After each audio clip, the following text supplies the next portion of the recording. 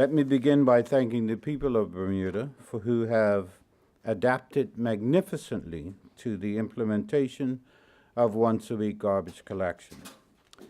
While there are still some holdouts, in the main, people have adjusted and neighbors are taking pride in their own neighborhoods. As we enter week 9, we are greatly encouraged by the adjustment, and I am pleased to report on progress thus far.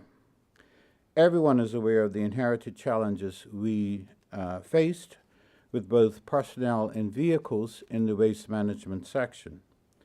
The staffing issue has been resolved with the hiring of 5 staff in March. This does not take us to the full complement of the established strength for the department, but we are in transition. So no additional staff will be hired as we monitor the situation and are presently able to cope under the new arrangements of once-a-week collection. This new schedule has also afforded us the opportunity to better manage the maintenance and servicing of trash trucks, and we have seen a marked increase in the number of vehicles in service on a daily basis. You will be aware that we were sending a team of specialists to the UK to inspect the new trucks we were looking to purchase. That team traveled to the UK last week, a team of 5, stopping first in Manchester, where they visited a municipal garbage collection site using the vehicles we intend to purchase. The company provided access to one of their vehicles, and the team went over it in fine detail with a team from the manufacturer, Farrad Hilland Engineering.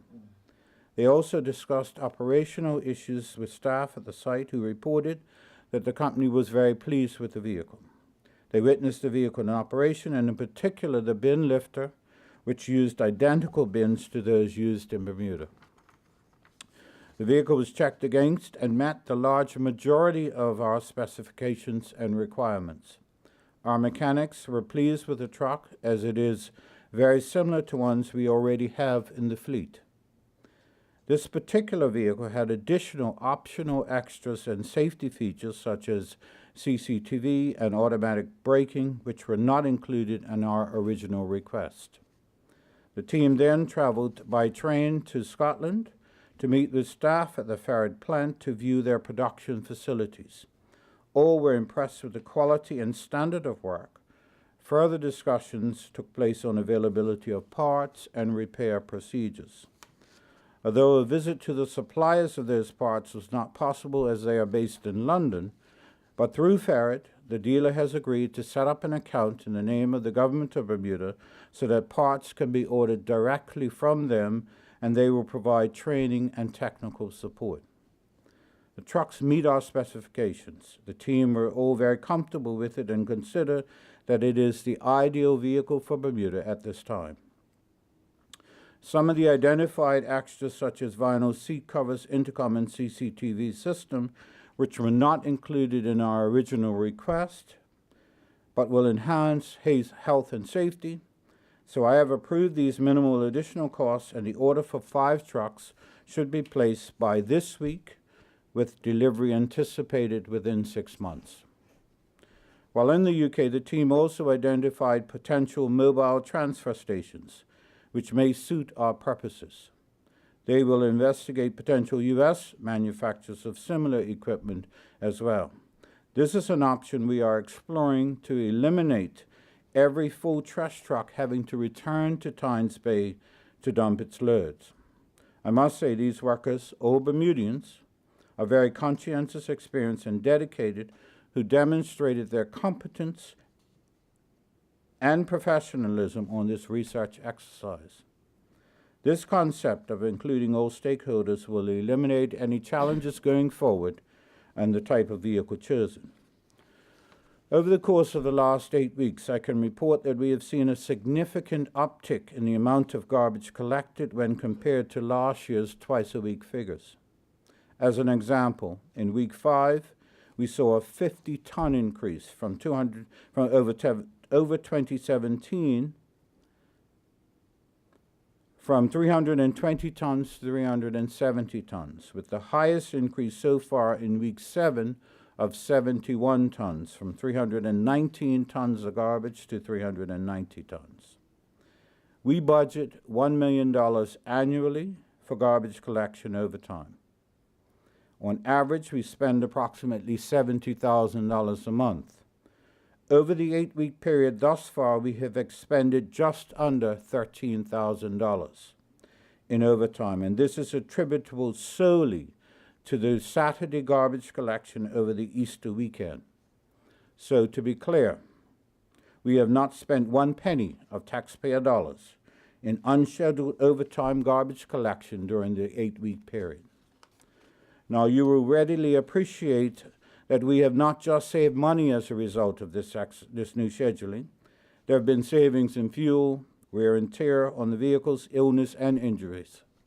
Not surprisingly, staff morale has also improved, as well as these workers who take great pride in their work are so pleased that they can actually deliver on what has been promised, an almost 100% guarantee that your garbage will be collected on the day it is scheduled. Of course, as we approach the summer months, we increase the amount of garbage we produce, with a peak over the Cup Match weekend. We have already begun the internal discussions on how we will monitor and respond to this increase. Now, admittedly, there are some weak links, a very small minority of residents resistant to change who place their garbage out on non-collection days are keeping our very enthusiastic and vigilant education and enforcement officer, Venice Gordon, very busy policing this issue. Additionally, I am increasingly leaning towards seeking approval for mandatory recycling, as those who do recycle appear to have no regard for the schedule and simply place their recyclables out when the bag is full. That schedule has not changed. Every other Thursday collection in the West and every other Friday collection in the East. We have the capacity to more than double the amount of recyclables currently being processed at the recycling plant. So clearly we can do better. Those internal discussions are ongoing as we seek different ways to manage our waste. Many of us would be completely surprised by the actual amount of items that we as a country recycle. Hazardous waste, by definition, are solid waste materials or a combination of solid waste which can cause harm to human health or the environment when improperly treated, stored, disposed of, or otherwise managed. For instance, some of the special waste materials that are also managed, handled, packaged, and shipped overseas by the department include lead-acid batteries and household batteries, pesticides, herbicides, and fertilizers, fluorescent tubes, associated ballast, compact fluorescent bulbs, oil and water-based paints, acids, fuels, oils, greases, and all other forms of hydrocarbons, to name just a few. We will shortly relaunch regular hazardous waste drop-off days, a free service to the public, so that there is no need to recklessly dispose of these wastes and harm the environment. As well, bulk waste pickup will be reinstituted in some form, as funding was removed for this service some time ago. So, with that background of all positive outcomes noted above, the reality is we are duty-bound to reassess the whole question of garbage collection and fully understand the challenges we face in this area. As such, I concur with the unanimous recommendation of the leadership team in the ministry that I should extend once-a-week garbage collection for a further 9 weeks to June 29th. During that period, we will continue to monitor collection schedules and volumes. Of course, I shall report any variances in our stance before the expiry of that period. Let me end where I began, by thanking the public for adapting to this new collection schedule and those workers in waste management who do an outstanding job in collecting our waste. The financial savings and benefits demand we take another look at how we do things, and that is precisely what we shall do. Thank you. Members of the meeting, I'm going to start back here, and then we'll work our way forward. Good afternoon, Minister. Would you be afternoon. able to tell us the cost of each of the trucks that you've ordered? Um, ye- I don't have that. I don't want to guess a figure. I did see a figure before I left the office, but it's not sticking in my head. But it's around about $700,000 for all 5 of them. So if you didn't go to the Barclay and you could do the math, you can figure out what that is. Okay, so that's the total. No, for all 5, yeah. These new trucks, I know in the past, the smaller vehicles that were purchased, Yes. the issue that we were having is that because they were small to fit down smaller roads, workers were filling the trucks up with more garbage, and that was causing a lot of breakdowns. Will you revert to a larger truck so that they can carry more waste? To give you some point of reference, the trucks that we are purchasing are similar to the Corporation of Hamilton trucks. So the blue trucks you see going around the city, which are larger trucks. But I will say that in relation to the smaller trucks being able to go down the small highways and byways, when I first came to this assignment in July last year, almost every week until we went to single week garbage collection, I could guarantee on a Tuesday I would get an email from a lady who lives on Tween Walls, I think it is, which is, I don't even know where that is. But she would write to me every day, every week, saying how garbage had been collected. I have not had one email from her since we implemented once a week garbage collection.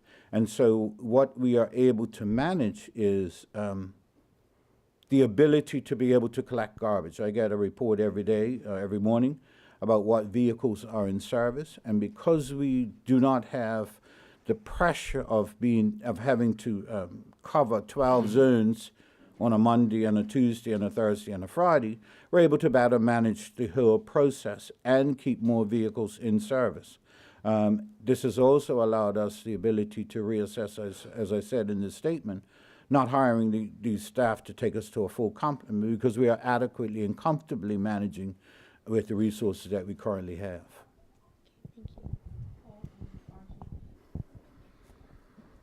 Afternoon, Minister. Afternoon. Just a couple quick questions.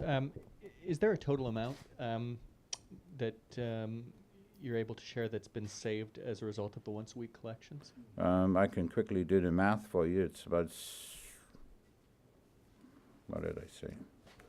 I don't want to guess a figure because somebody will hold me to it.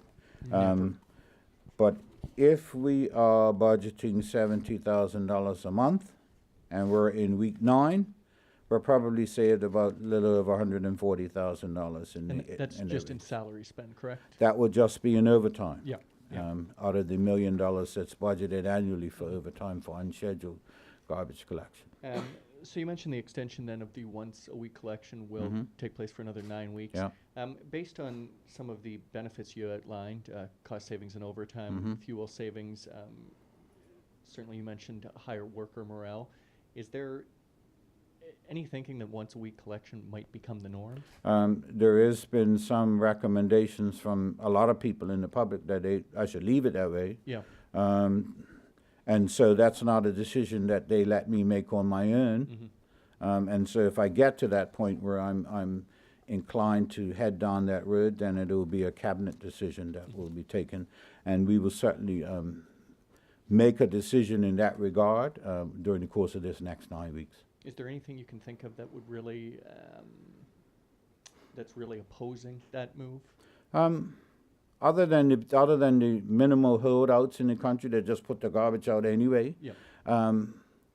But I should warn them that we have one enforcement officer. Yeah. And she's keen as mustard. I think she will be able to adequately manage those holdouts if we in fact go to once-a-week garbage collection permanently in terms of being able to police them. She spent a fair amount of time this week down at Club Med, where the old Club Med, where we've been cleaning up, and that is her responsibility. And so part of her advice to us and our staff is how we can manage them not turning that into a dump site again now that we've managed to clean it up. Yeah.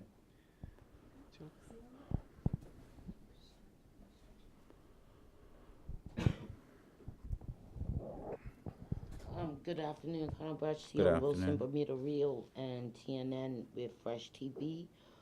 Let me just go back. It sounds like we've had an ongoing issue with, like we do with buses. The bus comes from her, and this you've eliminated that bureaucratic. Yes. So we can anticipate in the future smoother. I think so. I think that, I think most people will be aware that normally when you procure things, you have to go and get three bids or three quotes. You said We- that the public has adjusted magnificently. Yes, I think so. But there are some holdouts. Yes, There are laws in place that are not enforced. I That's- know you have an officer that's keen as Yes. mustard. yes, But there's still people who put their trash out the night before early or yes, whenever. yes. What are you saying to them who just don't I'm, get I'm, it? I'm saying to them, stop. Some of them will have received correspondence from me. I was driving up from Harrington Sun last week, Monday, and on North Shore, and I saw garbage at the end of this estate, and I know that their garbage don't get collected until Thursday. So I backed into their driveway. I took out my phone and I took pictures of their garbage with their sign of their, because it's a nice estate with a sign that says where it is, and I emailed the pictures to them with a note saying, I'm asking you once not to put your garbage out before collection day. The next step will be a different course of action that won't be can so you tell nice. people what the penalties are? Well, the penalty, we're trying to figure that out right now, but my view is that I obviously don't get to prosecute. But what I would like to is, there is a provision, and I don't know the specific legislation, but I am advised that one of the penalties is $10,000. And that's the one I want to prosecute under. But of course, not being a prosecutor, I may have to start going to magistrate's court myself so that I can make the case. That might be a good thing. Yes.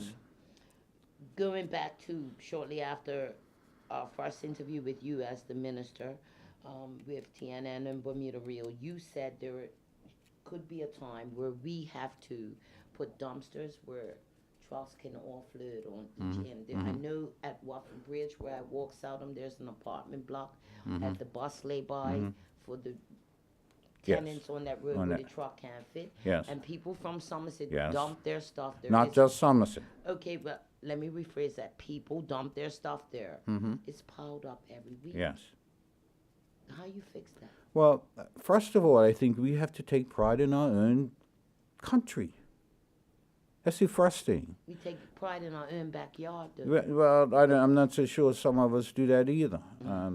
Oftentimes, the challenge that we are facing is people who put their garbage out of sight, out of mind, are out of their minds in some cases, in that they have no regard for anybody else. I was in Dockyard yesterday morning at this waste management site that I talked about. And so I saw that, but I also recognized that yesterday was collection day in the West. I suspect that a similar situation is the case today, but also for the people on that land. We need to, there are a couple of things that we're discussing. I mean, people who have been at this game in terms of waste management longer than I have some ideas. Some of them are fairly far-fetched. And since I'm the one that's going to stand behind this podium and get the criticism, I need to think some of those through and decide whether that's a course of action that we really want to take. But I think that certainly the media's help in highlighting this issue has had a positive impact already, in the sense that I live in the West, and I noted in week 1, people put out their garbage as normal. I also noted that in week 2, neighbors made up their own signs for communal spots. Our garbage collection is Wednesday only. And so in week 3, people modified their behavior. And so some of that, I think, is just ignorance of the fact that we're going to once a week garbage collection. And I understand that. People have busy lives. But I also am aware that last week there was an incident at T&N Tatum where a taxi driver drove into the school during school hours and dumped his trash in the dumpster. And the secretary came on and said, "You can't do that." And he gave her colorful language that children shouldn't hear. She wisely took his number and reported it to us. And I suspect that he's had a visit from TCD already. And that, you know, there has to be repercussions and consequences for people's bad behavior and bad actions. And we need to take it to Tynes Bay. We increase the opening hours. I mean, in my own domestic circumstance, when it gets to be too much, if I'm going past the day of collection, it's easier just to swing by Tynes Bay and drop it off. And I think that I don't have the figures. I had asked for them and I hope to have them for this conference. But I think we've seen an uptick in members of the public taking advantage of those extra 2 hours on their way to work to dropping off their garbage themselves at Tynes Bay. So it's a work in progress. And I think that neighborhoods have to also police themselves. Minister, you seem to have got a handle on this situation. What is still your greatest challenge in this particular area? My greatest challenge in this particular area probably is the same in every area, and that is that this bureaucracy called government just feeds on itself in terms of, the greatest challenge is really getting folk to think outside of the box and to change behavior. So it's not just the public, it's a culture that, you know, this is the way we do things, and anybody who is inclined to try and send us in a different direction is going to get some resistance. And so that would be the greatest challenge, I would imagine, and the greatest source of frustration to me. But I don't give up, so I do other things.